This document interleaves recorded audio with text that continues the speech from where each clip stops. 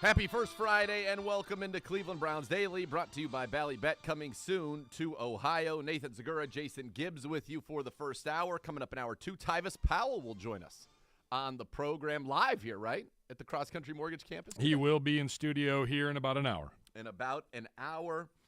But here we are on a Wednesday. The Browns making another move official today, saying that they have officially re-signed linebacker Anthony Walker Jr., who is now with the Browns, will be with the Browns for his third consecutive season after initially joining the team as an unrestricted free agent in 2021. He led the Browns in tackles that year. Last year was voted a team captain and started the first three games before that quad injury against the Steelers on Thursday night forced him to miss the remainder of the season. Walker in his career, 73 games, 63 starts, 463 tackles, 4.5 sacks, 3 interceptions, 2 fumble recoveries, and a forced fumble as well. And not to mention, great player on the field, great guy off the field, and we're going to be talking with him in just a second here. But Gibbe, owners' meetings yesterday, and we'll talk about this more later, down at the Biltmore down in Arizona. Our owners talked a lot yesterday about a new stadium, what that might look like, renovating the downtown area there. They talked about Deshaun Watson. They talked about the direction of this football team.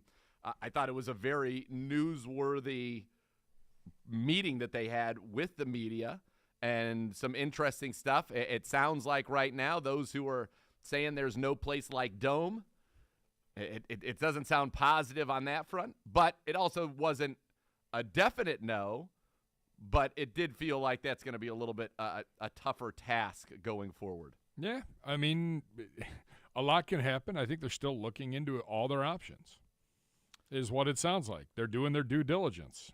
I mean, last week you were out on Friday. Denver's doing the same thing, sending questionnaires to their season ticket holders and doing as much work as they can to determine what direction they might want to go. And I think the Haslams, to their credit and to the people in this building that run the show on a daily basis, everybody's doing their due diligence to make sure they get it right and make sure that whatever option is the best option is the one that, gives us what we need. Yeah, I think that you look at, from a stadium standpoint, the best option, obviously, would be to have a dome. I mean, I think from a city standpoint, from an event standpoint, from all the things that you can have, look at Senior Swag coming in here. It's just kind of like a little bit of pink. He's got the Travis Scotts on. It's just Wednesday. Stop it. He won't stop it. A dome is in isolation. If everything else was being equal, that's what you would want to have. But everything is not equal. The costs associated with it, the difficulties associated with it, and all of that. But let's go to something that is a wonderful thing and that is a done deal, and that's Anthony Walker Jr. back on the Cleveland Browns. He joins the show now via the Twisted Tea Hotline, brought to you by Twisted Tea Hard Iced Tea, an official sponsor of the Cleveland Browns. Keep it twisted, Cleveland. AWOC, what's up, man? Congrats. Welcome back. I am thrilled to have you back here with the Cleveland Browns. What's going on, my guy? I know you guys. You guys know I'm happy to be back in Cleveland. Like you said, a lot of unfinished business to take care of, and I'm happy to be back. Well, we're happy to have you. Before we kind of get into the whole journey that led to this moment, I do want to ask you, what did it mean to you to see so many of your teammates take to social media and basically demand that you were back? Say, we need AWOC back. The love that you got from your teammates. Because, I remember Jacoby Brissett, last year saying something that really struck me. And he said, at the end of the day in this business, of course, you want to win. But the one thing that you hope to earn and that can never be taken away from you is the respect of your peers. And you, sir, most certainly have the respect of your peers.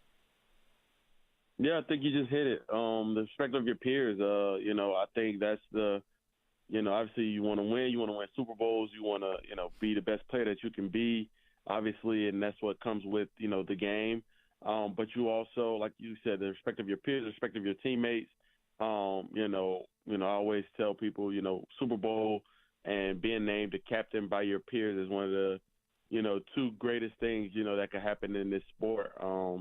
And that's because, like you said, the respect that you have to earn, and that's a daily thing. So I take pride in that. I take pride in, showing up every day, doing the little things right. And, it's great that my teammates see it every day and they acknowledge it and, just respect me enough to, want me back on the team. Obviously, like you said, it's a process, like it's a business, and, you got to go through certain loopholes and stuff to get back to this point. But, I'm always happy to be back with my guys. And they're happy to have you back, as it was clearly well documented. What were some of the things that your teammates reached out and said to you once it was official that you were coming back? Yeah, well, I'm actually seeing Martin Emerson every day, so nice. He was really ecstatic. He's in Miami, down in Miami, training with me, so he was excited. Obviously, Greg Newsome, somebody that I've, really, obviously going to the same college and spending so much time together here. He was excited, and JOK. The annoying little brother. That's my guy, though, man. He was really ecstatic as well. So, like you said, just the respect of your teammates, the respect of your peers. It really showed in that moment. Yeah, even Perrion was out there, and Perrion's a vocal guy in his support of you, a young guy that I think would do very well following in your footsteps of how you approach the game. He's a very talented young man. All right, Awak, let's talk about this last year for you. I thought you were playing some of the best football, if not the best football of your career early on. The unfortunate injury comes. You have to be on the sidelines, but you were still so involved with your team once you were able to even be out there, able to stand again, and be able to walk around. What was that year like for you personally? First time that you've kind of gone through, at least at this level, that kind of adversity, being on the sidelines. What did you learn about yourself? What did you learn about your love of the game? I think you hit it on the head. It goes back. In any level, this is the first time I've had a season-ending, injury where I missed, the last 14 games of the season. That was tough. I learned a lot about myself mentally. Especially those first couple of days after surgery, some of the hardest days of my life. Just, being in there after surgery in the hotel room, just watching practice, watching tape, I'm not out there, and then realizing that I'm not going to be out there for the rest of the year. It definitely humbled me a lot, to be able to, obviously, like you said, playing some really good football, starting to come around as a team. I thought that Pittsburgh game, was kind of putting us over that, taking that next step in the right direction, and then, I get hurt, and I just feel, I felt like I let the team down. I pride myself on, being able to be durable and all that stuff and take care of my body, and I wasn't able to do that, and I had to miss a full season. So, again, like I said, it humbled me, but it also gave me a different perspective. You sit back and you're able to watch the game from a different view, and you kind of almost use it as a redshirt year, in college. So this is pretty much like the second one I've had in the NFL outside of my rookie year, where I just got to sit back and, watch the game a little bit, just watch my teammates and listen to the coaches and all that stuff and get a different perspective of the game. Obviously the love of the game, it's there, it's, but I think the passion for the game goes up a little bit more, because you're able to watch it from a different point of view. I was able to spend time, in the offensive side of meetings, spend time with the quarterbacks and Coach Kevin and all that stuff, and just get a different perspective. I appreciate them allowing me to do that as well, just to kind of, evolve my game a little bit more. So, that was all cool and everything, but obviously you'd rather be playing. At the end of the day, you play football, you rather be out there with your teammates going through the ups and downs of a season and, hopefully putting yourself in that position to help your team win the Super Bowl. And I wasn't able to do that last year. So to be able to come back with these guys and put that year kind of behind me now and just work on getting better, getting healthier, and, going out there with my guys and, let's see what happens. You have high expectations. That's just what it is. You want to win a Super Bowl. That's not something that you shy away from. You want to win a Super Bowl. You play this game to win, and that's our goal. That's always going to be our goal. And you aim high, and hopefully you get there. And then that's our goal for this year. So let's just see what happens. Absolutely. All right. You dropped some awesome nuggets right there. So you got to spend time in offensive meetings with Kevin Stefanski. And I had imagined as a Mike linebacker That was probably pretty invaluable. What surprised you maybe in the way that offenses go about their business and attacking a defense, or what's something that you learned that you think will really help you on the field this year? Yeah, well, obviously, Coach Kev always likes to, say some smart comments when I'm in the meeting room. So when he'd always say like, "Oh, if number 5 was right there, we definitely throw that right there. We're definitely running the ball right there." But no, just a different perspective, different viewpoint, if that makes sense. As a defensive player, you try to, you want to assume where your weakness is, and obviously that's where the offense wants to attack. But, when listening to the quarterbacks, listening to Deshaun and Jacoby, and then Coach Kev and AVP, all those guys talk, you're understanding that they see the game very similar to you. And, okay, this is the coverage that they're in. This is the weakness of the coverage. Let's get our athletes the ball in space, or let's get, how can we attack this coverage or whatever. So same thing that we're doing on defense. Like, we understand that this is a coverage that we're running. This is the weakness of it, so the ball most likely is going to be going there. We have to be ready to attack before they attack us. And those are some great meetings, man. I enjoyed that. It was really, like you said, invaluable for me. I bet that was fun. I bet it was great for them, too, because they, in real time, could say, hey, if we come out in this formation and do this shift, you as the Mike, how are you reacting to that? So I bet there was probably some pretty good back and forth in that regard. Yeah, no doubt. Just like you said, just that back and forth, that football dialogue that it's just invaluable. You never take that for granted. I think that's one of the things that attracted me to football. I think because at a very young age, my dad really was a big X's and O's guy, and I became the same way really fast. So to hear it at the elite level from one of the best, and Coach Kev, is really special. So we got 2 new guys in the coordinator ranks, one of whom you're very familiar with, and the other one I don't know as much if there's any history with you and Jim Schwartz, but I'm sure you know guys who have played for him. Obviously, you spent some time in Tennessee. What are your first impressions of Jim Schwartz, and how do you see this defense evolving? Yeah, anytime a coach, comes with the decorated career that he has, you have nothing but respect for him and what he's going to bring to the team. We understand that we have a lot of great pieces that we had and that we've added. And but at the end of the day, it doesn't matter if we don't go out and execute the defense and do our job to help our team win. So at the end of the day, I talked about Super Bowl and championship, and we understand that defense does that. Defense wins championships, and we have to be on our P's and Q's this year. You obviously were around Bubba Ventrone in Indianapolis. I got a chance, the first time that I got to meet him, I wasn't with the Browns yet when his last year, I think we missed each other by 1 season. I loved talking with him, a guy who looks like he could still go out there and play, but, what will he bring to special teams, which is obviously a very valuable piece of it, but, a former player, a guy who played it in the league for a decade because of what he was able to do on special teams and now leading that unit, somebody you knew from Indy. Yeah, don't tell him that he looks like he can play. He's definitely going to take that to the bank and tell us that every day. So. All right, I'll keep that under wraps. But no, man, Coach Bubba, he's a great coach. Obviously playing 3 years with him in Indy.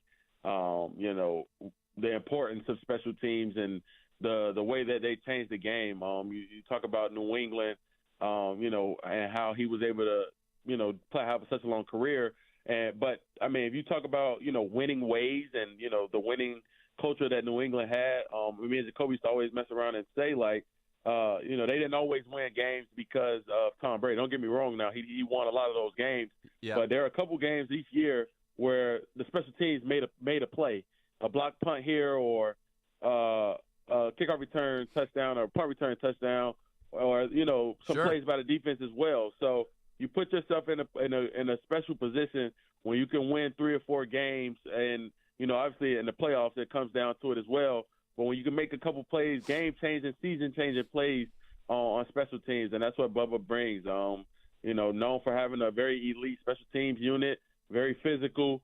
Let him tell you he'll run through a wall right now. Yep. I think he tried to tell us a story when I was in Indy. I didn't believe him, but, somebody from the Browns organization kind of confirmed it, that he it was the last game of the season. And he broke his finger, and he told him to cut it off so he can go back in. I told him I thought he was just joking, but I guess it was true. He's like Ronnie Lott. Unbelievable story from Anthony Walker Jr., our guest right now, back with the Browns. Awak, when you're a linebacker and you see your team go out and get a Dalvin Tomlinson, a 320-plus pounder who can get after the quarterback, who can play the run, what does that do for your unit at the second level? Yeah, I think you put yourself in a position to be very successful. That attacking style that Coach Shorts like to run. Yep. You add the pieces that we've added. Like you said, you talked about a guy like DT. Obviously, a guy that we have like Miles and 007 is what he's calling himself with new number 7 I like now. that, So 007. you add some good pieces. You got the linebacker room. We still have some work to do in there as far as us getting ourselves right. A lot of guys coming back from injury. And we have to take that next step as a unit, and that starts with me, myself as well. Taking that next step, as a player, as a leader, and all that stuff. So I think we put ourselves in a good position now, and I think with that distance, like you said, we added all that stuff. It sounds really, really great. It looks really, really great. But at the end of the day, we got to put the work in as a unit, as a team, each position group. We all got to put the work in, and when that time comes, and we got to be ready to go. I think we put ourselves, like I said, in a good position. On both sides of the ball. Offense, defensively, special teams. I think we've added some great pieces, but we still got to go out there and get it done. And that's kind of my focus right now. I love the pieces. Don't get me wrong, but the work has to be done. The work's got to be done, and then the key is the execution, and part of that is being sound. And last year we had a problem with that, right? We had a problem with being sound, and I think it became even more exacerbated when you went out of the lineup. But, when you think about your defenses in Indy, which were some of the best in the league at that time, they were just sound. How do we get this defense to be more sound? And I know that's something I'm sure Jim Schwartz is going to work on, and you and all the guys are going to take accountability to get tidied up. But, if we can eliminate what you'd call kind of, those catastrophic mistakes, this has got a chance to be a very, very special defense. Yeah, I think every team goes in the season and before every game and says we're not going to beat ourselves. Yep. And that's the ultimate. I mean, at the end of the day, it's hard enough to go. I remember, Coach Frank saying that if you don't beat yourself and you don't, turn the ball over, you don't get penalties and all that stuff, you give yourself a good shot to go 8-8. Right? And this was in the 16-game season. You give yourself a shot to go 8-8. And then if you make some plays and all that, now you got a shot to be 10-6 and 11-5 and all that stuff. So you don't want to beat yourself because you lose games already. And in most teams in the NFL, you don't really win the game. You lose games before you win them. Yep. You don't want to do that. So defensively, we got to be sound in everything that we do, and that's tackling. That's the fundamentals of the game. That's tackling, not jumping off sides. Being in the proper spot for coverage and all that stuff, and just make plays. I think we have the guys to make plays. Now it's just doing it every time and being fundamentally sound. And it's the NFL. Guys are going to make plays on us as well. But I think if we can do it, better than we have in the past, I think we have a chance to be an elite defense. But, again, it starts with not beating ourselves. How are you physically? Are you ready to go? Are you going to be able to do the whole off-season program? We'll see. I'm trending in the right direction.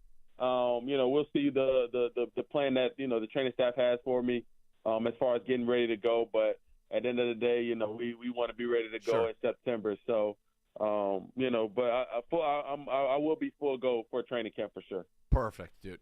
Awak, it is always a pleasure to see you. Enjoy your time down in Miami training. Give MJ Emerson our regards as well, and just fantastic news that you are back with the Browns. And in many ways, you feel like the heart and soul of that side of the football, and you could tell from the respect of your teammates, the respect of our fans, that everybody is thrilled that you're a Cleveland Brown once again. So congrats, welcome back, and can't wait to see you back out on the field and making plays that hopefully can lead this team, like you said, to the playoffs, to the Super Bowl, to winning the ultimate prize in this sport. No doubt, my guy. I appreciate you guys having me. You got it, man. The great Anthony Walker Jr., Browns linebacker, back for year 3 And I think an important signing. The Browns made a lot of, what I would call re-signings in this free agency period. Posick, Awak, Taki. I think they're all important, and I love getting Awak back. Just, I think, a leader on the defense. I think you saw how much it hurt our defense when he was out last year. I know that he's working his butt off to get back, and I think it's going to be it's exciting to have him back. I think that I speak for all Browns fans when I say we're all happy that Anthony Walker Jr. is back, Gibbe, because he's a guy that he does it the right way every single time. He's a good leader. He's accountable. He plays hard, and he plays well. He was one of the highest-graded linebackers in football prior to his injury last year, and it's just I think it was very unfortunate for him and also then for the Cleveland Browns when he went down. I will not forget last year. He goes down, and on Monday, you said it on this show. Like, not sure this team can overcome this loss. This is going to be one of the toughest injuries to overcome because what he means to the team in the locker room and on the football field. Yeah, it's true. And I think that, he talked about, his annoying little brother, Jeremiah Owusu-Koramoah. It took JOK a few games, and in fact really more until kind of like Deion Jones got in the mix for him to get his level of play back up because Awak was so instrumental in helping him see the right things when they were on the field together. But I think it's great that Anthony Walker Jr. is back. It sounds like, for sure full go for training camp. We'll see about the offseason. Look, get the guy ready for September. That's what I care about. We need him when we're playing games. But, for Jason Tarver to have that room back is certainly a pretty cool thing there for Anthony Walker Jr. and for the Cleveland Browns. All right, when we come back here on the show, we're going to have the news of the day. We'll talk a little bit about WrestleMania. That's where I'm going as well. Tomorrow, down to L.A. to see The Miz for a little WrestleMania, which is going to be a lot of fun. We also have from the owners' meeting some big news coming around about the league, some rule changes, and then also something that they will not be doing, which I loved. Roger Goodell dropping that. And then 2 o'clock hour, we're joined live in studio by Tyvis Powell. So we got a lot coming your way. All right, Cleveland Browns Daily brought to you by Bally Bet, coming soon to Ohio.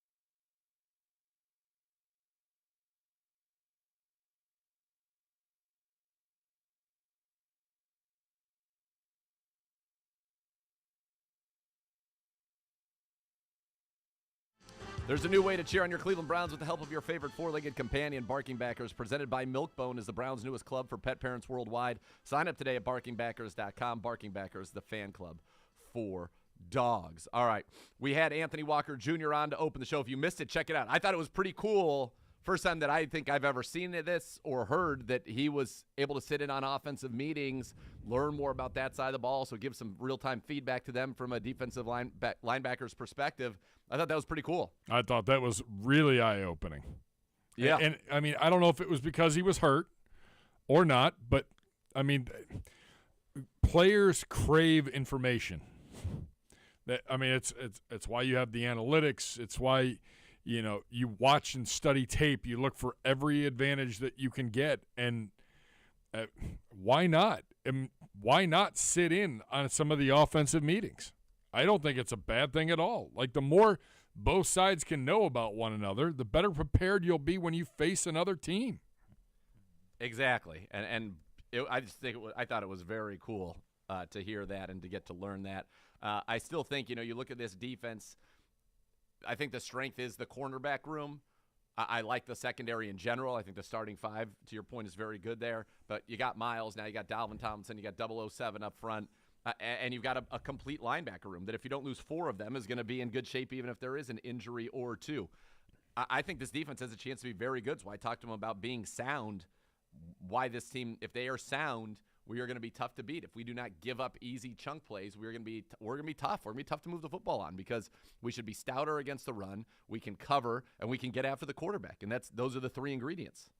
Absolutely. And I think that defensively – remember last year at this time, everybody kept saying they're going to be the best defense. Like they're one of the top NFL defenses. There's not that rhetoric right now. It's a show me. To take a page out of my book, you got to show me. And well, I mean, I think everybody in that locker room on that side of the ball knows that and understands that. I think that's fair, and I think that right. If this team wants to do what we all want it to do, it's not going to be just that Deshaun Watson has recaptured the form of how good he was when he was with Houston Texan and the glimpses that we saw in those 6 games last year. It's that we're a complete football team, that there are going to be games where our offense is going to be in a shootout. There will be games where the offense, needs the defense to come up with a stop here or there, and they do. There will be games where the defense wins it. You talked about New England, games where special teams with Bubba Ventrone, they make a play that helps us win it. So this is we have a chance to be a very complete football team, and AWOC, I think, really hit the nail on the head. You are correct, Gibby. This is my last day this week. I head to L.A. for WrestleMania tomorrow. What's the weather like there? Terrible right now. Rainy everywhere. My one buddy just got back from Vegas. He said it was 36 degrees when he took off on Monday morning. So while we're there, like tomorrow it's going to rain in the morning, but then be nice in the afternoon. Hopefully get to chase a small ball around with my guy. And then Friday, Saturday, Sunday are sunny, no rain. And then Monday, sunny and maybe a little bit of rain there. But we have like the whole day, and then we're taking the red eye back, so we'll have Monday to go out there. I think Miss K wants us to go to Sir, which is the restaurant from Vanderpump Rules, to see if we can see any shenanigans.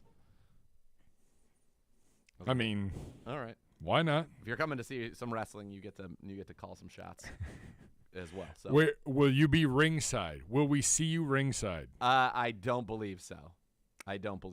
Not this year, because Mike, that would happen if Miz had a match, but he does not have he's the host of WrestleMania.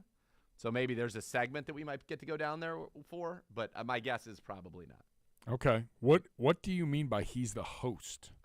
He's the host of WrestleMania. That's kind of the role that they've put him in. He's the host. So he'll come out. I'm sure he'll be the first person to come out, introduce, welcome people to WrestleMania. I'm sure he'll end up having some type of a thing with some legends. So he'll kind of be woven throughout the show, would be my guess. So it's good. A good way for him to stay in a marquee spot, even though he's not in necessarily a marquee match. Gotcha. Yeah. Well, that sucks. He's not actually wrestling. Yeah. I mean, is he bummed by that? I think that because he still gets to be like, he's been heavily featured in the promotion. He's had big stuff leading up. He's going to have big stuff at the show, and he doesn't have to take any bumps. Or I'm sure he'll take a bump or two, but he's probably thrilled with that. Yeah. So what is the – and I saw the WWE Hall of Fame, Rey Mysterio, yeah, the great Muda, Yep. Stacy Keebler, Stacy Keebler, yeah. Andy the roadman Kenny Rhoda, maybe his favorite of all time. actress of all time. I once broke bread with her in Vegas. She came down to the Very nice old lady. WKNR studios in Broadview Heights, Oh man, and I was like, "Is Kenny gonna let her leave?" very very kind lady. Unbelievably So nice. Yeah, she's the first person. She introduced quinoa to me. Really?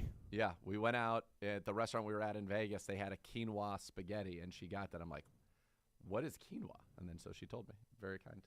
Andy Kaufman also going in. R.I.P. But yes, I told my friends, I said if he was going in for real, if he was with us, I would do it. I would go check that out. But no, we're gonna have plenty of stuff to do. What is the number in the delegation coming from Cleveland? Is it the whole crew as normal? No, not the whole crew. A little smaller. Me and the Big Daddy, Scotty, Monaco. A little smaller. I think people with new babies in the mix. It's L.A. It is a far way to go, so I think it's just going to be us. And then Vince is coming up because he lives in Cali. So it's going to be great. I can't wait for it. It's 2 days. This will be my first 2-day Mania that I've actually been to, which, again, to me is too much. I'd like 1 day, but they've got a lot of great matches. Roman Reigns against Cody Rhodes is the main event for the Universal Championship. You've got 2 great women's championships, Charlotte Flair versus Rhea Ripley, Bianca Belair versus Asuka. The tag titles, the Usos against Sami Zayn and Kevin Owens, which has been part of really the best story there has been in the WWE. Brock Lesnar versus the Giant Omos, which I don't know about that one. Seth Rollins versus Logan Paul. That'll be awesome. Austin Theory versus John Cena for the United States Championship. That will be awesome. Becky Lynch, Lita, and Trish Stratus. Trish Stratus is wrestling, which is going to be that. I'm in. In Edge against Finn Balor in a Hell in a Cell. That will be awesome. It's a lot of stuff. It's a 2-day, but like you and I were talking about off the air yesterday. I mean, if you're able to sell out a football stadium 2 consecutive nights, yeah, that's why they do it. And then Rey Mysterio versus his son at WrestleMania. Like, that's pretty cool. Regardless of if you think it's going to be the biggest match ever or whatever, it's going to be pretty cool to see, like, for Rey Mysterio and probably one of his last matches to get to wrestle his son at WrestleMania.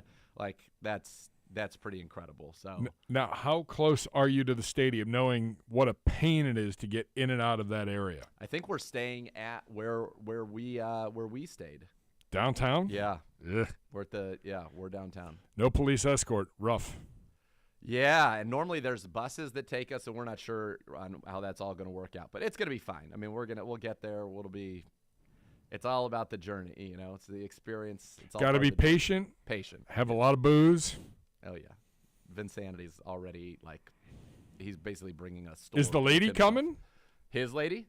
Yeah, his lady. And then is this her first WrestleMania? Oh yeah. So it'll be Miss K comes in on Friday. I go Thursday. Vince comes up Thursday, and Scotty's there, and then we'll have Friday. Miss K comes in, and then Saturday Vince's wife comes in along with his daughter and one of her friends. So I told Vince that you better get it all. You're gonna have to be the 2 Yikes. Vinces. So you're gonna have to be on a little bit better behavior come the weekend. So you might as well get after it the first few days. Just a little bit. Yeah. So does Scotty play golf? No. But Vince will play golf. I think both he and Scotty are more hoping to run around and just Shenanigans. Yeah, just go ahead and be in the carts and talk trash and enjoy themselves. Fair. Yeah, totally. I mean, if that's how you want to play it, that's fine. Totally fair. Yeah, indeed. All right. Still to come, we're going to get you latest from the owners' meetings. As you can see to my left, though, I mean, again, it's beautiful. It's spectacular. It's the Brownstown Napa Valley. It's the official wine brand and wine club of the Cleveland Browns. The program offers fans a unique way to support their team and community through purchases with proceeds supporting the Cleveland Browns Foundation. So that's cool. Not only are you getting great wine, nice heft right here on the Resolute Reserve cab, but you also are helping support the Cleveland Browns Foundation, which you know benefits so many here and around Northeast Ohio. Club membership options are available to fit various budgets and lifestyles with 2 shipments of 3 or 6 bottles per season delivered in a keepsake vintage Browns fire-branded wooden wine crate, which you see here. Beautiful. Nice craftsmanship. You can feel that's really etched in there. Members also get exclusive access to limited releases and library wines, as well as discounted access to their online store. So the spring release happening April 2nd. That's Sunday. You can visit BrownstownNapa.com for more information and to sign up for the Brownstown Napa Valley Wine Club. That's BrownstownNapa.com. All right. You and I talked about it in a break. Yeah. Paulus, I'm officially giving you a heads up. We might take some calls. Zagura may take today. calls around 2:30 today. Are you sure? You sure you want to do this, guys? You got to screen them, and if they're Of good, yeah, course. just let's have some fun. I don't mind it. All- I don't mind all giving right. the people a little bit of a voice, seeing what they want to Tyvis talk will about. be on. You can ask Tyvis some questions. There you go, folks. Sure. Call in. All right. Buckle up. We'll see how long we can actually go. If Paulus, make it we through should just two start calls, drinking now. I was going to say, if we make it through 2 calls, Gibbs, without using the dump button, we're going to be thrilled over here. Exactly. Yes, it's going to be fine. There will be no dump button. I am counting on all of you out there.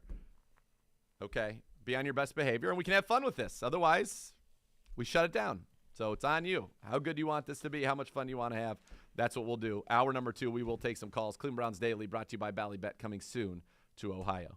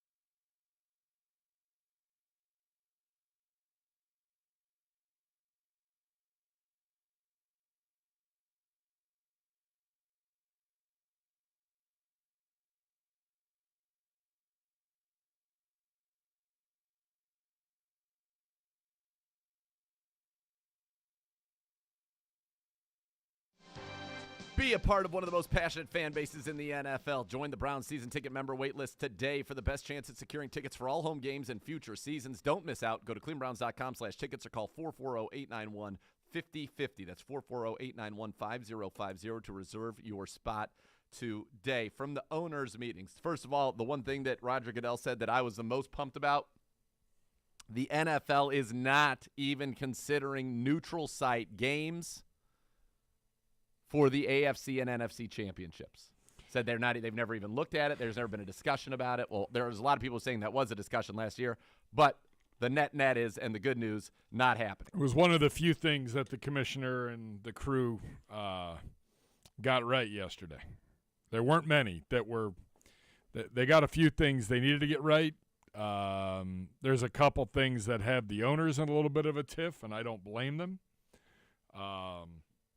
But, yeah, good. AFC, NFC championship game should be at home. That's right. Super Bowl neutral site, great.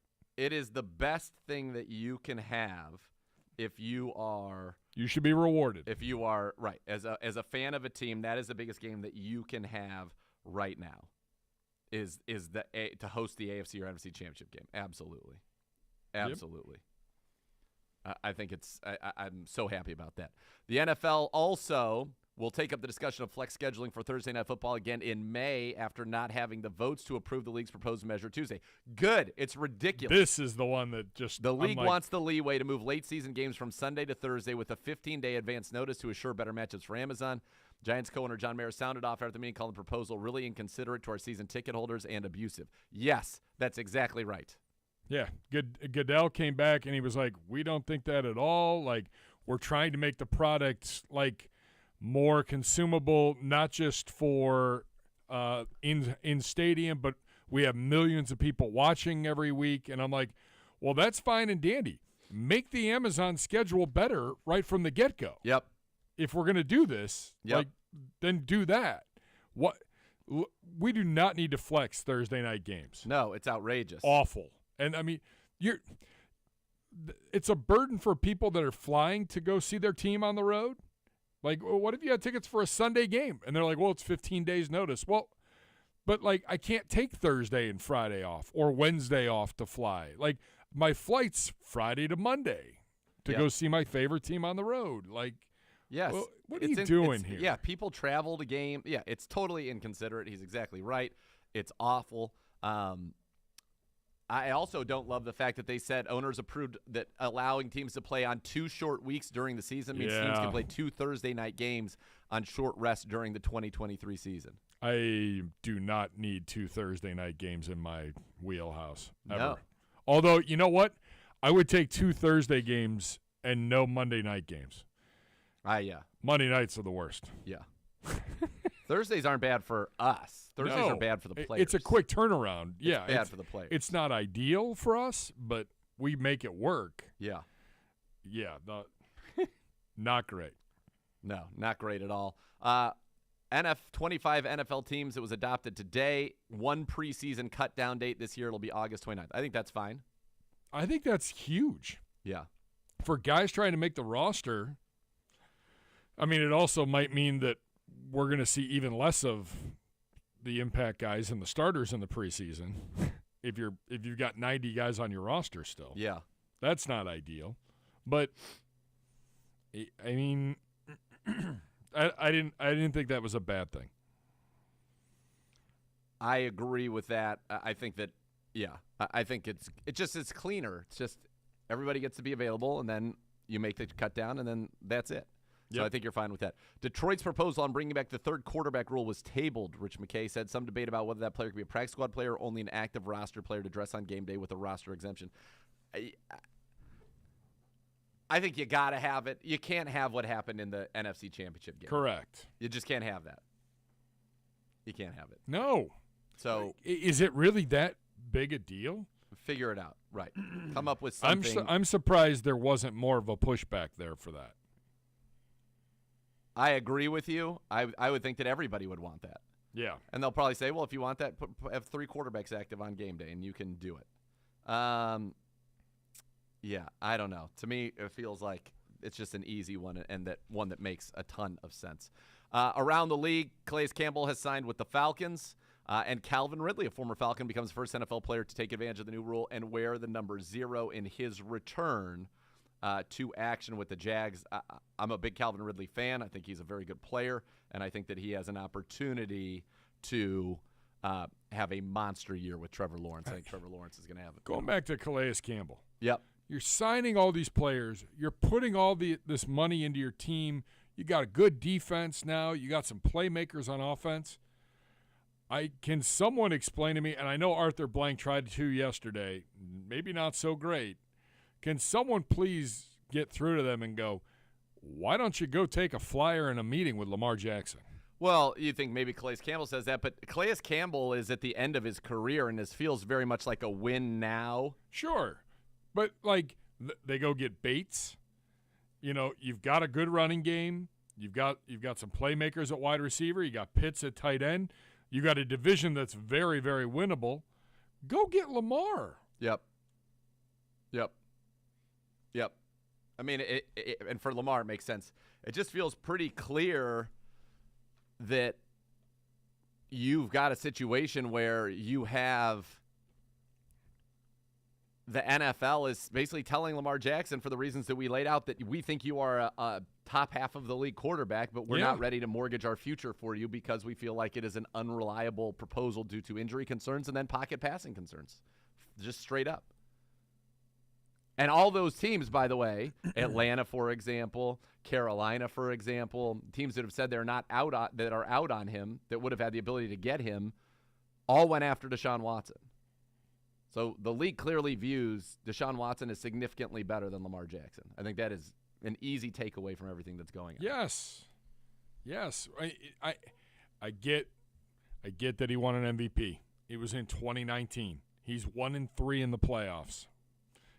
He's played one game in December in the last 3 seasons. Yeah. Like you got to be available. Yeah.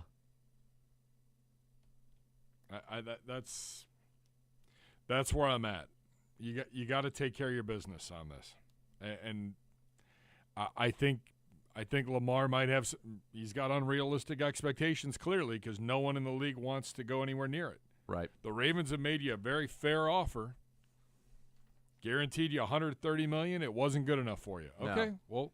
I mean, I don't know what to tell you here. He's not going to get it. No one else is knocking down the door here. When you let the market set your value, the market sets your value. So obviously it is a very difficult situation for him right now. And I'm curious to see how this ultimately all plays out. That'll be a lot of fun. All right, when we come – not yet. Should we take a quick break and do another quick one? Or do you want to so did you look at these other rules? I printed out everything that got approved. Yep. There were a couple other little things. Okay. The penalty for tripping is now a personal foul. Yeah, I see that. That one's interesting to me. I mean, the illegal forward pass, I get.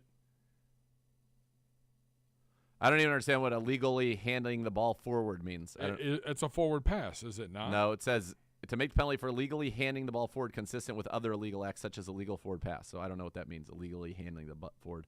Now, they changed the definition of launching to leaving with one or both feet. Okay. The competition committee, the claiming period to Monday for players who are waived on Friday and Saturday. That's great because it used to be Tuesday for everybody. So you can get guys in your building quicker.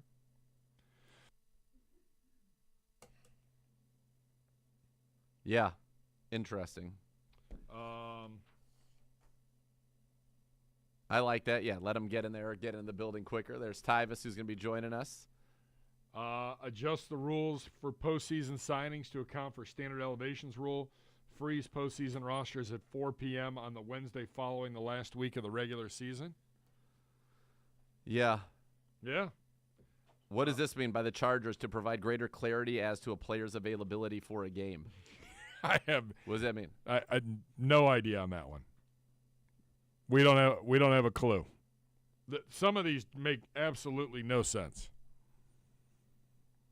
Yeah. And if that's how you're wording it, I mean, this is the official memo that came out from the league. So I don't – some of these hit or miss. But I thought the fact that tripping's now a personal foul. I guess, we get a video at the start of the year from the league with how they're going to – what they define as a penalty and what's not. So hopefully we'll get some clarity on some of these. Yeah, some of these look, rules, procedures. There it is. Yeah. All right, that's our first hour. Second hour, Tyvis Powell in studio. That's coming up next when Cleveland Browns Daily, brought to you by Bally Bet, returns.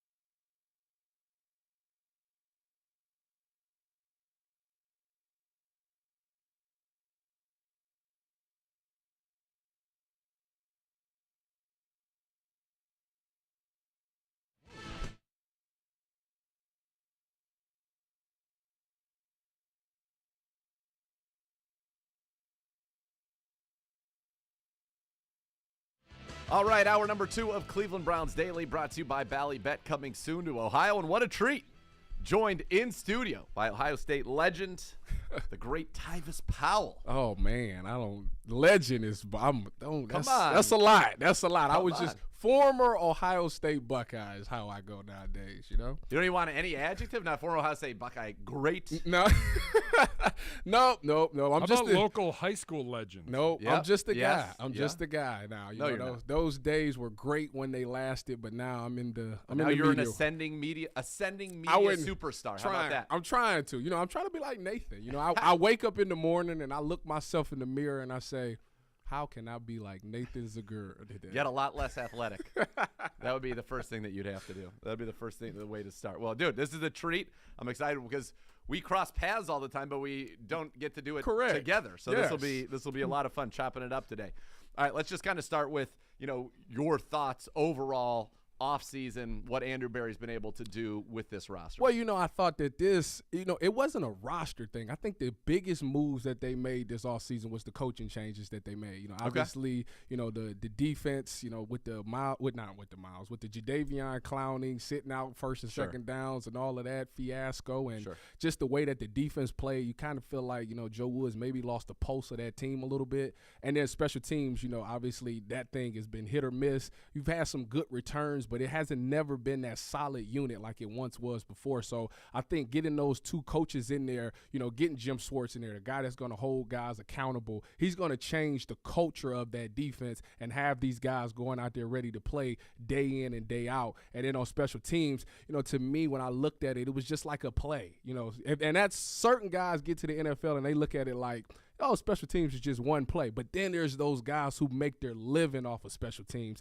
And I think the Browns have addressed that by going to get Bubba Ventrone in there. Who did just that. Exactly, made Yep. his career. So he's going to look at special teams totally different, and he's going to instill that mindset in these players. Like, this ain't just no play. This is the play that can change the game. And then you see them go out there and get some of these free agent acquisitions, the Mike Fords, the Matthew Adams, those guys that actually have made their niche in the NFL by doing special teams. So I think those two hits right there, as far as coaching goes, have been huge, and it's going to make a huge impact next year. All right, so let's talk about that a little bit, because you hit on something there where you felt like, as somebody who played in this league, that you saw, perhaps that Joe Woods had lost the pulse. So I want to ask you from a player perspective, because I think if we all said, what was the biggest issue with the Browns defense last year? Blown coverages. Yeah. Right? Yeah, So that in the run, obviously Well, stopping the run, but we're gonna let's start with blown, that. Start with Okay? blown coverage. So Joe Woods is not designing coverages that are faulty, right? Right. And he's not playing. Correct. So how does that, when you say they lost locker, how do you balance that something's getting lost in translation? Yeah. Because if it happens repeatedly, Right. or the players are not being diligent in what they were like, how do you get to that situation? So I fought that back and forth last year, and I tried to explain that a lot, because obviously I was so familiar with the defense that they were running because I ran it in the NFL for Sure. many, many years. So when I seen certain things, I was able to say, oh, I know exactly what mistake they made there. Like, let's take the Carolina game. They leave Robbie Anderson wide open. Well, what happened is they were in a coverage that we called, they called it mix, we called it Reno, whatever. It's the same thing. And what happened is it only activates during slot sets. So you got a slot set. Slot sets, for those that don't know, is when you have a tight end on the close side. So you got a nub tight end, meaning nobody is outside of him, and you got the other two wide receivers on the single side. So you got 1, 2, one in the outside, 2 in the slot. Trips, yep. Right. So you get that set. Stat activates mix or Reno, whatever they wanted to call it. So what that means is the corner on the backside that's to the nub side tight end, he's going to man his guy. He's got him wherever he goes. On the front side, every coverage gets pushed over. So now you got the outside corner who's going to take, if the number 2 was to run like a bubble route, which is like right now to the sideline, then that outside corner is going to trigger on that, and he's going to come down and make the play. That's essentially taking away bubbles. And then that safety that's in the back, he's about 12 yards deep. He's going to go over the top of number 1. You're protected on any inward breaking route because you got the linebacker sitting right there, and you got your post safety that's looking specifically for post routes or over routes. He's going to take those. So what happened in that situation in the Carolina game is, at a certain yard marker is where you have 10. to lock the thing up. Some people it's 10, it might be 12, it might be 8. I don't know specifically what it is. When I played, it was 10 yards. So so the corner, so say that the guy runs, let's say number 2 goes vertical and then he runs a 10-yard out. Which is right? what he did. Which is what he did. So that outside corner, does he take that or does he stay on number 1? That was what the thing is. They both decided to take the outward breaking route, leaving number 1 wide open on that post. Granted, you still should have a post safety, but you should never ever cut a guy loose. So I think the problem is it was gray area there. So what we did when we had those mistakes when I played was, if number 2 don't cross right now, then lock it for the rest of the play. And I think that's some adjustments that they could have made, they should have made. Don't know if they did, but that's how you would address it, and that's how you could cause some confusion.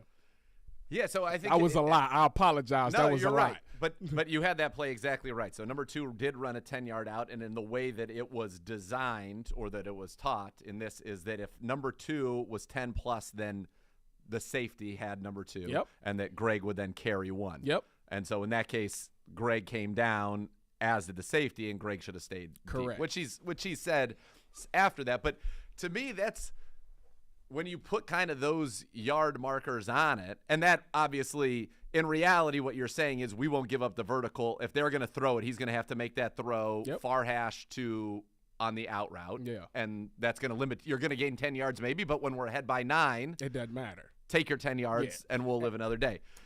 It feels like, and I'm so glad we got to that, because as somebody who is just, I certainly did not play the game like you. I have done the best that I can to, I've been able to watch tape with our coaches. You do a great job. Great job. Well, thank you. That means a lot to me to hear you say it. But I ask, and so when I hear something like that, I think you're right. I think it creates a real opportunity for confusion in the sense that if it's 9 yards, does 9 yards look like 10 yards? Exactly. Does 11 yards? So it's almost like there should always be, in my mind, like, look, if there's a gray area, stay with your man. Just stay deeper than the deepest. That's right. That's what you should do. Right? If you confused and you don't know, error on the side of giving up the short route. So both of them should have just gave up the little out route. We can live to see another day, but you can't live. You won't last long in this league if you give up something if you get beat deep or give up something cheap. Your career as a corner will not be long in this league. Right, and I think Greg had a great job, a great season ultimately bouncing back from that. But I think part of it too is when you have that kind of a read, you're thinking, oh, maybe our pressure is going to get there. He's thinking. He knows our rules. The guy quarterbacked here a year ago. Yeah. So he's going to throw that out, and maybe you get greedy. You get greedy in this. But the thing is, when you get things like that for that particular, that mix or that Reno, whatever you want to call it, you need to talk to that safety in that corner. They need to have a communication. Hey, if we standing on the 40, if the ball is on the 40, the 50-yard line is where it's at. If he goes under 50, I'm going. If not, stay with yours. You need to have that type of communication to clear things up, because if you leave gray area, then you have confusion like that. So, like I said, that's one of those things that happened in those blown coverage. The other big blown coverage was obviously the Jets game, the Garrett Wilson one. And the way I looked at that, when I looked at it from an outside looking in, is that obviously 10 guys saw one formation. And let me explain that. To me, the empty check changes week to week in the NFL. So 1 week your empty check might be covered 2. For the next game, so it might for be people, covered just 3. quick to jump in. So when you say empty check, they go to an empty formation. That changes your coverage. Yeah. So what are you checking the adjustments? Exactly. For the people out there? So the way it was, the confusing part about what the Jets did is that they had what we call grave diggers. These 2 tight ends is in a grave digger, meaning that they not on the ball. They off the ball slightly, but they're not in 3-point stances. They got their hands chippers. up. Yeah, chippers. That's what they're chippers. So when you look at that, some people look at that like that's empty. That might not be considered empty. Other people look at it like that's max protection. Max protection means that it's deeper developed routes. You get your double moves, you get your fades, you get your deep posts, something like that. So if you have to have the communication in the secondary, like, hey, they in a grave digger. We not checking empty. This is whatever the call is. or we are running empty to this. So they needed to have that communication. Like I say, 10 people looked at it a different way. All it takes is one person not to see it that way, and I think that's what happened in that, and that's why, 10 people was playing one coverage. The other guy, unfortunately, was playing something totally different, and boom, you give up something beat. It was very unfortunate and led to one of the more disappointing things that we've ever experienced here with the Cleveland Browns. But, again, that kind of goes back to what I was saying, and this is something that I hope to kind of tie it all in is the pulse of the locker room, Jim Schwartz, is that on some level, right, you can't tolerate that anymore. And I don't care who you are and what you're paid, but if you do something like that, then you're not going to play as much. And then hopefully the accountability comes from making sure that we have everything's laid out in a way that we don't have that gray or we don't have that confusion. But again, it just goes back to the situation. Like, don't let him run by you. No matter, even if you think you're supposed to be playing a cloud flat or whatever it is, and you see him run there, just run with him. Like, what's the worst thing that happens? You would think that, at some point, you can't be a robot in this league. You got to be a football player. I mean, you're here on the granddaddy stage of them all. You're at the ultimate stage of football, and you're here for a reason because you played this game. You've seen a lot of football. In a last-minute situation to stay on top of every route. I don't care what the call is. I'm not giving up something deep. So you have at some point, the players do have to take some responsibility on that. And even it's been times that I've even been out in huddles and the DC might have called something and we'll look at each other like, yeah, we're not about to run that. That's a terrible call in this situation. And we run our own thing. But as long as if we all wrong, then we all right. As long as we make the same call and we all on the same page, I think the defensive coordinator will be okay if we make it through a play. Yeah, no doubt. And so I think that's one thing to clean up. You mentioned the special teams unit as well. So I want to go back to kind of talking about what you were there and not everybody being on the same page, and that now you've got Juan Thornhill coming in, been a Super Bowl champion 2 times with the Kansas City Chiefs, more of a true center field free safety, and we're going to play more middle of the field close. So does that kind of help define everything for everybody too when you're in more of – it felt to me like our busts predominantly came in split safety situations. Yeah, so what happens if you got a post safety, a true post safety – and, I think Jim Schwartz runs a lot of 3 and a lot of 1, so we'll be in a lot of post safety help. Having a true post safety is you can't be nosy. See, I've had the privilege of being a post safety, and I'm not gonna lie to y'all. It gets sometimes it's boring back there. If you got a good defense, it can get really boring in that post because nothing's happening. So you get greedy, you get antsy. It's like I want to make the play. You want to drive on that? Yeah, I want that. They put that cheese right in your face. That's what they put that dig in your face just so you could come up and boom, they hit the post behind you. So if you got a true post safety that understands that my job is to be an eraser on a break and run or to stop things out of the middle of the field like Juan Thornhill is, then it makes everything else good because you always know you can trust and believe that you got somebody in the post. So if I'm at corner and he runs a post, it's like I know that Juan is going to be back there. I'm not worried about it as much because I know this thing's going to get doubled. But if you got a guy who's antsy, and not to throw no shade at J3 or anything like that, because to me, I think he was kind of out of place playing in the post anyway. And had 2 guys who were they both similar. were box safeties, want to be around the ball and make plays. And you get antsy, so now you giving up things in the post because you want to make a play on the ball. But if you got a true post safety, he's going to do his job, he's going to mind his own business, and he's going to make the plays that come his way. Yeah, and I think that's what we're looking for with this defense and out of that defense because it has an opportunity now with the moves. You started with the coordinator, but we'll talk about the line. Dalvin Tomlinson comes in and gives you what you need, a defensive tackle. You mentioned the run before. We'll just start right there. What does that do for a defense when you get that 320-pound guy? Now, this is going to be an aggressive front, so he's not there to eat double teams. He's there to penetrate and make plays, but how does that help the guys behind and really everybody? So what it does is if you got a guy who's, you think about him, he's a 3 technique. So a 3 technique is usually, in that B gap, right on the outside shade of that guard. And if you look at Jim Schwartz runs the wide 9.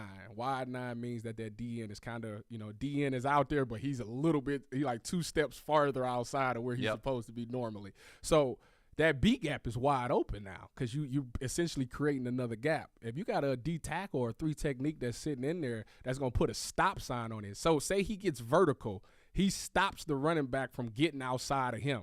Now you got those free-flowing linebackers coming over the top to make the plays, and you don't have to worry about the ball getting outside that defensive tackle, especially if he's going to be aggressive like that. So I think Tomlinson is the perfect fit for that right there. He's not a splash, not a big-name free agent, but he's a productive guy who understands his job and his responsibility, and he's going to get the job done.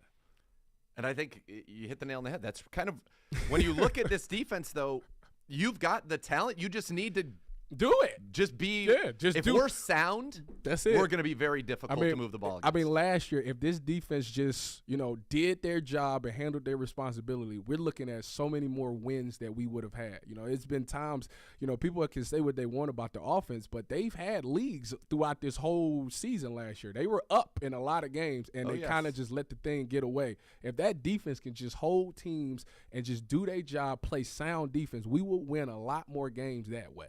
Yeah, and I think, you hope that Dalvin Tomlinson helps you be stout. As you said, frees up your linebackers who, generally speaking, are undersized relative to some But others if you got in the the defensive tackles that's keeping them offensive linemen off of them, they free-flowing, they can get to the ball, and they can get there fast. Yeah, and then you got the great corner trio. You've got Grant and now Juan Thornhill, so you've got a good secondary. You should be able to pressure the passer in obvious passing situations. Yep. You should be able to cover. Mm-hmm.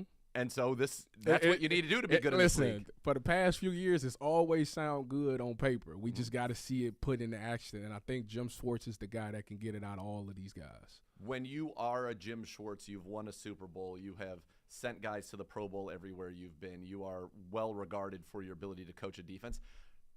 I think one of the things that people don't realize, and you said it earlier, players aren't robots. And players in many cases are in their early 20s. Mm-hmm. Many of them are millionaires. Yes.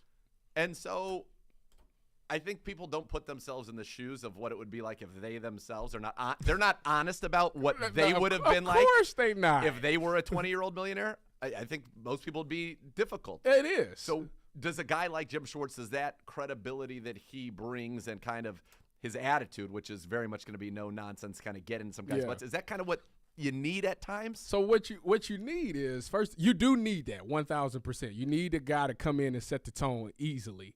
But it also determines on the player. This is a player thing. Why do you play this game? Some people play this game for money reasons. I just want to make money to, take care of my family. Or some people play it because I want to be great. I want to go to the Hall of Fame. So what are you doing to be great? Some people get in the league and they get complacent, and that's the craziest You tweeted word. about that right before you came. Yeah, you get complacent in life, man, and you think that you arrive, and as soon as you do, boom, you get cut. And so you got to come in this thing and take this job seriously, because this thing can pass you right by. You could be on the outside looking in, and I don't want any player to be there. So while you there and you got the opportunity and you're employed, make sure that you're going in there every single day and doing everything you can. I mean, leave no stone left unturned. If it's watch extra film, do it. If it's spending time after practice to do some extra drills just to make sure that you crisp, do it, because you never know when that opportunity is going to come in the game and this team is going to need you to step up and make that play. So you need to be ready for those opportunities. And I think that, we heard John Johnson talking about that last year. He gave out the, guys aren't doing the extra things when 3 o'clock or 4 o'clock is up. And there's no way that you're going to be great in this game if you're not taking what you do in the building outside at home. Like for myself, I started one game in the NFL, and that was against the Oakland Raiders at the time. That entire week, I did nothing but watch film all day long. But you know what? I was so prepared for that game. Nathan, it is no better feeling than going in the game and being able to say, this is what's coming, and it happens.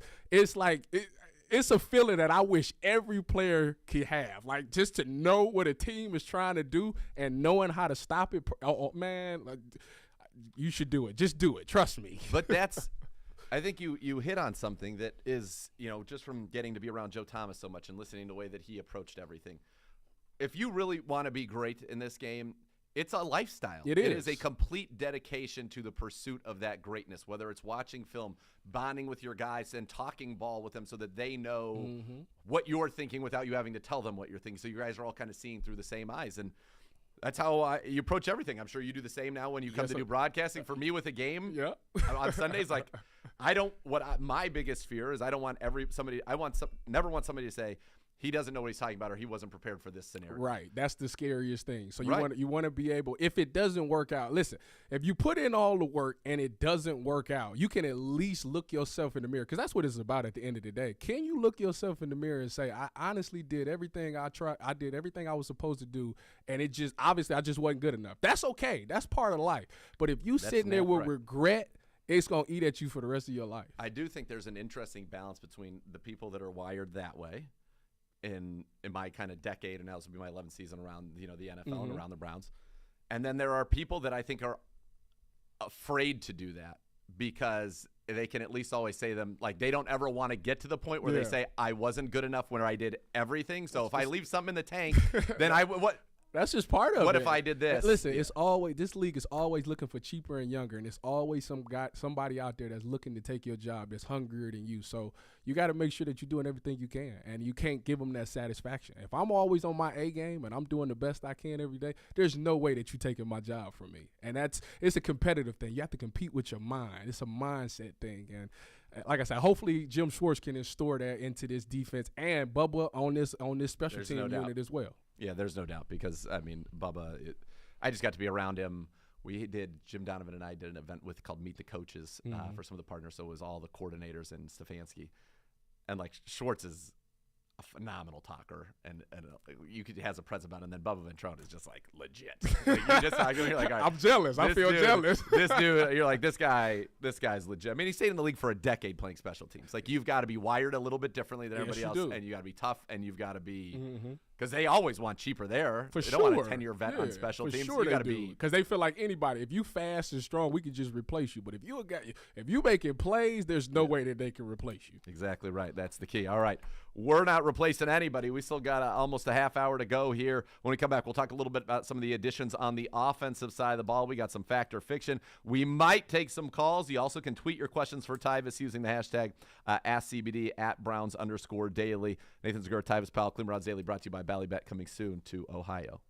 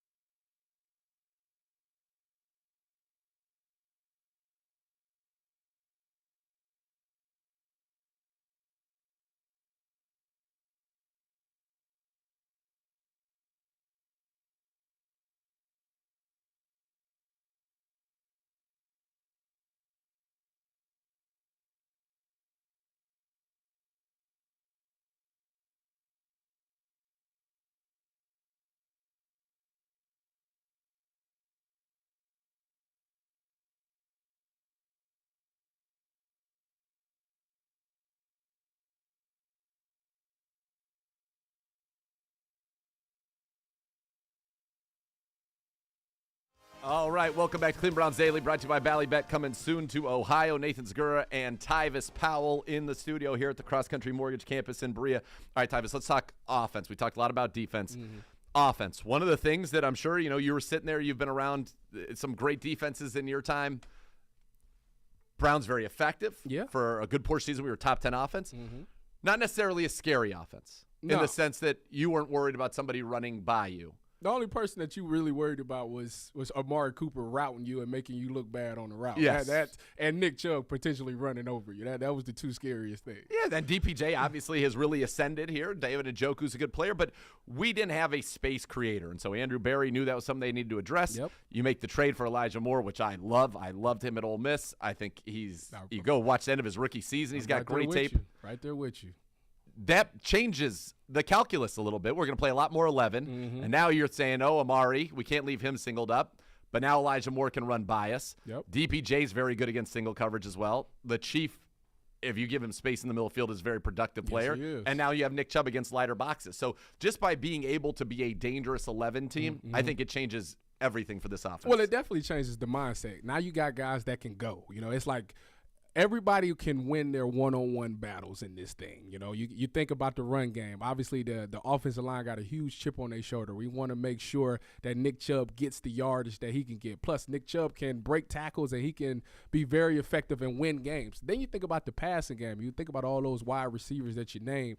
You think about Elijah Moore. And people will say, the pushback is his numbers aren't really that great.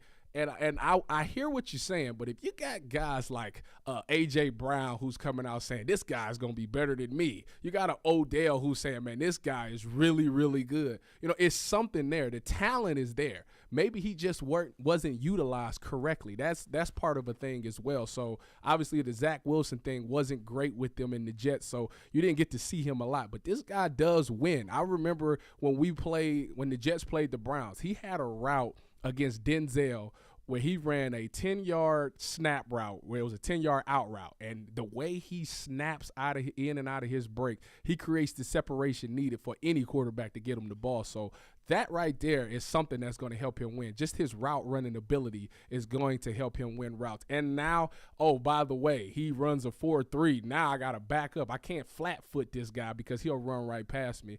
I think that everything it'll all come together as long as Deshaun Watson comes out. And if he looks even close to the guy he was in Houston, which he gave us glimpses of it, so it's still there. Now that he'll be working with Kevin Stefanski for more than 6 games, he'll be with a whole core wide receivers. They'll build that chemistry. This offense should really be able to go next year. Yeah. I couldn't agree more. There are no excuses. Obviously, the only thing is we need great play from Jedrick Wills. That is one thing that we do, because if the left tackle position isn't solidified and things is not looking well, it can make a long season. It can, but I think if Deshaun is a close one, we did see glimpses of it, and I think I certainly was guilty of it. I underestimated, because I saw him out here practice and how good he would look. Yeah. I underestimated what it would take to play, and then we would get teased with it every week. There'd be certain plays or throws, the far hash sideline ball to Amari, the post to DPJ in Cincinnati, where you're like, and DPJ was like that, or the deep dig, he's like, that ball caught me. Yeah. Where are you saying, it's there. Whoa, we've never seen this stuff. And then on top of that, obviously, when he does the escapability thing, when he breaks those sacks and he's scrambling around, it's like our receivers weren't used to it. They're not. So neither was our line. And neither was our line. We got a bunch of holding calls, and the receivers didn't understand that, it's scramble drill. Whatever, if you go deep, come back short. If you got a short route, go deep. That's the thing. Now that you got like an Elijah Moore, imagine checking him for 6 seconds, and then all of a sudden he taking off again all the way up the field, and he just chucks something deep. Like, it's a lot on the DB's body to be able to check a guy like Elijah Moore. So that right there is it. Like I say, his numbers aren't great, but with a great quarterback like Deshaun Watson, he can extend to be a top talent in his league. I just go back and what I've been watching when I watched Elijah Moore, the final 6 games of his rookie season, when he was playing and being featured. 6 for 67, 7 for 84 and 2 touchdowns, 3 for 44 and a touchdown, 8 for 141 and a touchdown, 4 for 46, 6 for 77 and a touchdown. He was getting real targets. He was getting 6 to 12 targets a game. Very productive numbers. Very productive. Like consistently 5 touchdowns in the 6 games, 100-yard game. He was over 80 yards 3 of the final 5 games, 6 or more catches, 4 times in those 6 games. That is the element that he can bring to this football team. And then you bring in Marquise Goodwin. Yeah, I I know him. He can fly. I got to play it with him for many years. Yeah, that guy right there is obviously he got the Olympian speed. He had a really productive few games with the Seattle Seahawks last year. I mean, the guy's only like 5'9", 5'10", but he attacks the football. And obviously, like I say, that speed is always something that a DB has to respect. Two things that every DB respects is speed and route running. If you got those two things, the DB is already a little bit worried. So Marquise Goodwin brings that to the table. He's not I don't think he's an every down wide receiver, but he's a guy that when he's in there, be on high alert because this guy can absolutely go. Well, and it alerts the defense. And then all of a sudden they're saying, oh, we're going to roll the safety in his direction. And now you've got one-on-one with Amari, one-on-one with Elijah Moore, who was percentage-wise as good as Amari against man coverage last year. I mean, the stat for Moore that's crazy to me is I saw he had 36 catchable balls thrown to him last year. Only 36. He caught 37 passes. So he had one of the highest catch rates in the league in terms of converting balls that were catchable into catch. He doesn't drop the ball. And you mentioned the speed. This is a play that I was taking a gander at. And this was when we played Pittsburgh. This was Jalen Dard, now the slot, running a post. So we ended up getting a big 30-yard crosser to Amari underneath it because that speed, you saw Minkah Fitzpatrick say, whoa, this guy's kind of fast. He runs, and it opens it up. And we only got that in a glimpse, at the end of the season last year. But now you're going to have multiple guys that can do that all the time. You have the ability with a Goodwin, even if he gives you 20 plays a game, he's going to impact coverages for 20 plays. Because when you see Marquise Goodwin, the first thing you think of is Olympian. So you already backing off right there. And that's what, from an offensive mindset, that's what we want. Now we got room for Amari Cooper to work. We got room for DPJ to run that famous dig route that he runs. You don't have to worry about a safety flat-footing it and trying to beat two guys. So that right there, the Browns, like I said, they haven't made the big name. Elijah Moore, you can call him a big name. I think he is. But I loved him. They haven't made like the guy who everybody's like, oh, that's a big time free agent. Like they didn't do that, but they got some productive guys who they're going to utilize correctly to make this whole thing go. And they did it for a couple $1 million. That's it. They stay. Now they the king when it comes to that cap room. Now, Andrew Berry, there's not many guys like that. I think he's the king for trading. I mean, to give up. The Jets wanted a third-round pick for Elijah Moore. Mm-hmm. You give them a second, take their third back. Yeah. So you're not even losing a pick. You're just losing some spots. The value on those new charts has that in the mid-4th round, and you got Elijah Moore. Exactly. So listen, he's a wizard on the trade. Yeah, I would be like, wait, no, not if you want it. That's how it is for me sometimes in my fantasy football leagues because I used to do fantasy football professionally. Yeah. And so I'll call up, and try to make a trade with somebody, and they're like, well, yeah, but if you want them, then I don't want to trade. Yeah. I'm not trading him to you. I don't want it. Yeah, I don't want it. So I have to overpay in my trades to get anything done there.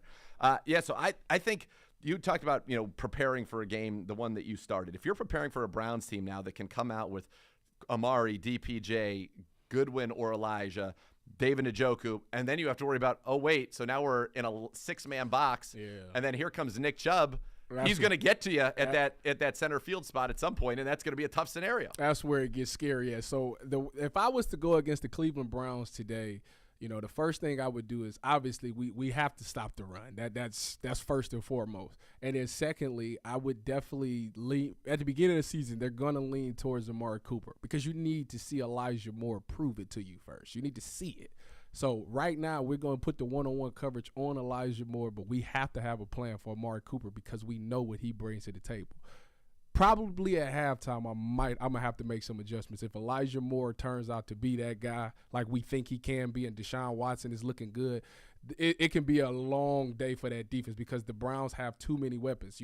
Now if you're going in 6 box, now you're giving Nick Chubb what he wants, and in this league you got to pass to run the ball. So if the passing game is good and we lighten the box up, now Nick Chubb is like, oh yeah, it's my time. Oh, by the way, if the Browns is winning, now they got time to bleed the clock out. Sure. Now we playing catch up, and we ain't got a lot of time to catch up. So it's really a dream scenario right now for the Cleveland Browns offense. It feels to me like Kevin Stefanski has been so good with his offensive design and play calling that we've been able to be a top 10 offense when nobody really was afraid of us throwing the football. Yeah. And to say that in the years 2020 through 2022 is kind of insane. Yeah. Actually, it is actually. I mean, that's just not what the game is supposed to be. Now, you finally have that quarterback, and you said it too as a defense, right? Your first mindset is going to be to stop Nick Chubb.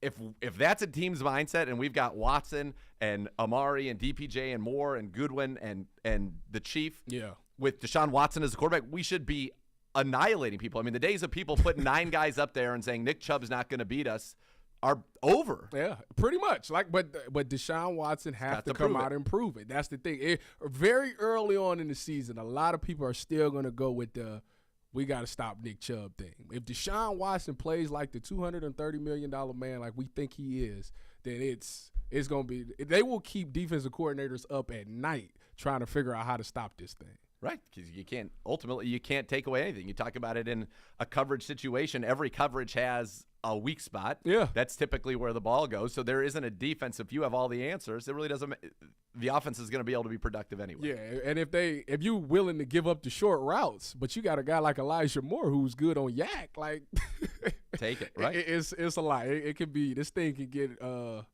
early, real late. I mean, this is woo-wee. It's very exciting to think about it because, like I say, it's not the big name, but the productivity is there, and I see the vision behind what they're trying to do. Well, and you said it. Separation is what keeps guys who can separate, provided they can catch the ball, right? But if you can separate and catch the ball, you can play in this league for a long time. Well, I think about a guy like David Bell. You know, David Bell, he doesn't have the fastest 40, but he catches a lot of great passes. So if that's the case, he get that route running down. This guy could be a killer in the slot for many, many years to come. Yeah, you just got to play fast. And that should in your second year, right? That should be. Or second, they say the biggest adjustment is first to second year. So we should see the David Bell this season. Yeah, it's going to be hard for a receiver, I think, to get playing time. I think that's going to be an interesting thing. And that's another reason why you bring in these guys. You want to create that competition. That's right. If I'm going up against somebody every day, and this guy, they brought this guy, if I'm the starting wide receiver, so say I'm David Bell, and I see that they traded for Elijah Moore, they brought in Marquise Goodwin, it's going to make me step my game up because I want to play. Like, I'm not here to just, wave a towel on the sideline. I want to play. So every day, you getting the best out of me every single day. And it's good because they're doing the same thing. So everybody's getting better. And at the end of the day, it is only one ball, so the best man's going to win. But at least you know that you gave it your all. It goes back to what I was saying earlier. Yeah, no doubt. It's going to be fun. I can't wait for training camp. That's the hard part is that this happens and we get these things. We're all excited. We got to wait forever to see it. OTAs. You're going to preview at OTAs. A little look in OTAs. Yeah, a little look, no doubt. All right, we'll be back with more Cleveland Browns Daily brought to you by Bally Bet coming soon to Ohio.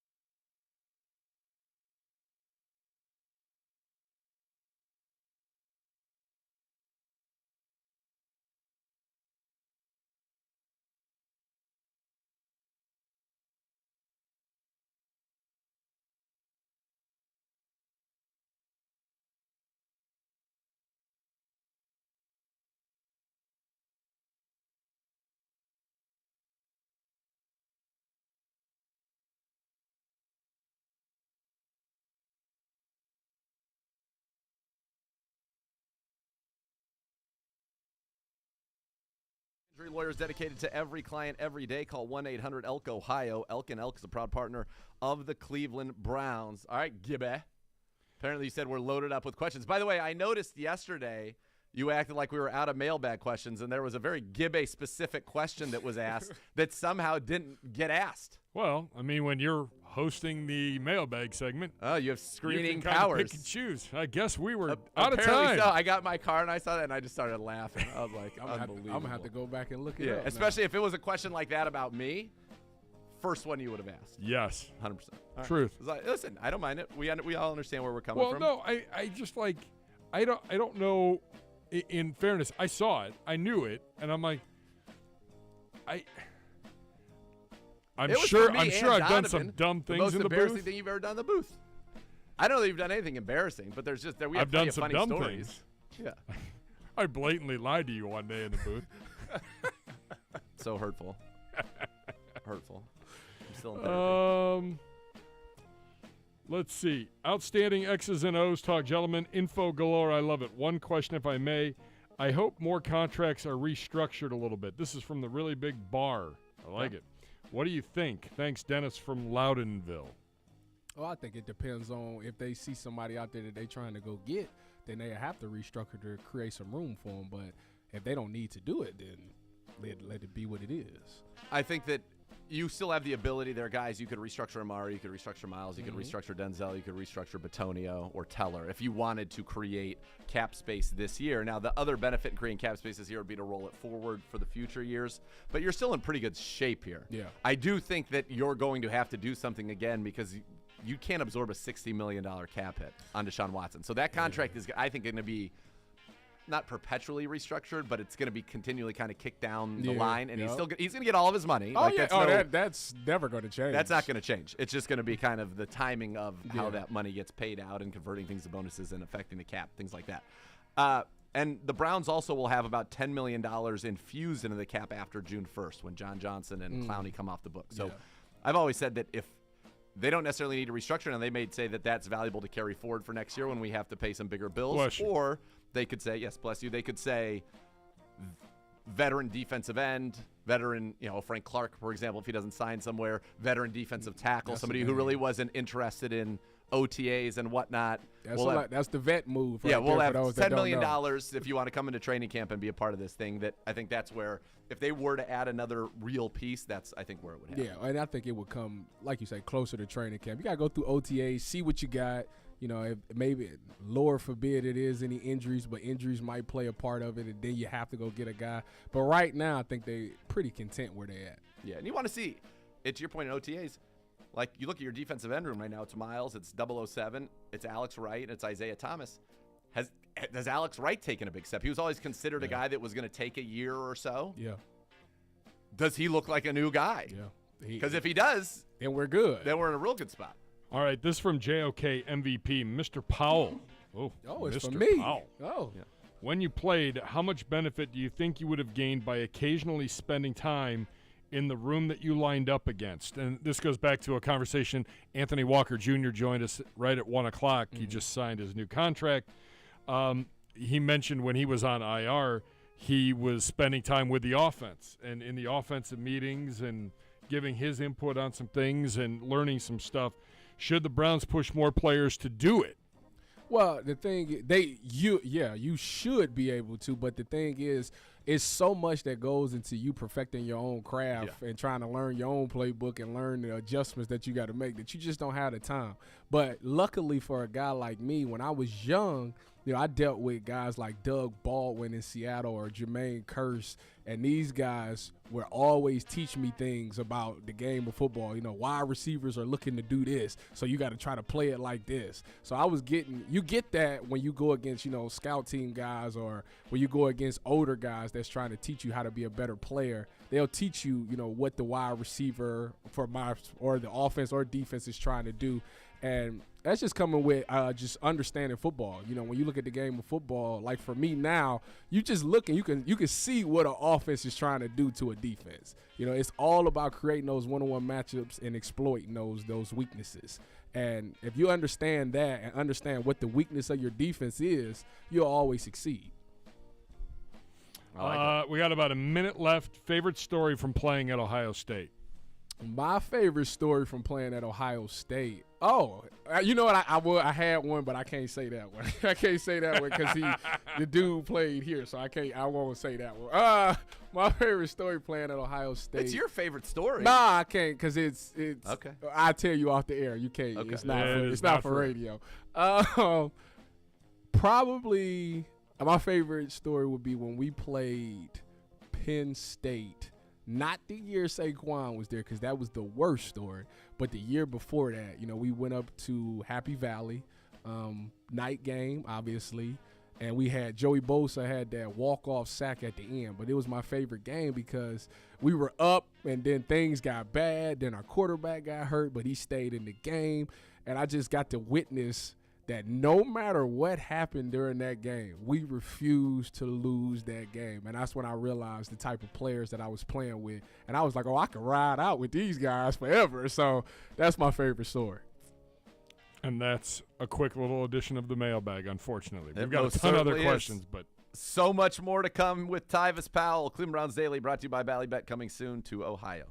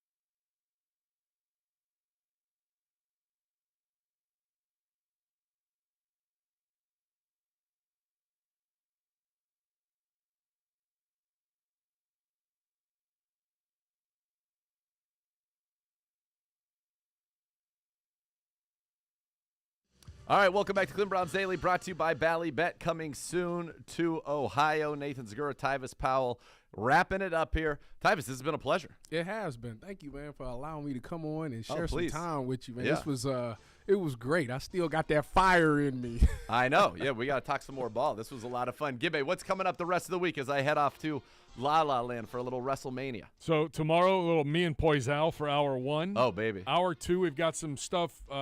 You and our new safety. Yeah, Juan Thornhill. Sure. A couple interviews from the Combine. Okay. Charles Davis. We've never played the matzo ball. Oh, man. Charles. Which Elite. Broadcast What a human. 101 for all of you journalism students. Yeah, for sure. Friday, if you're an we aspiring are, broadcaster, Friday we listen are to that actually interview. off.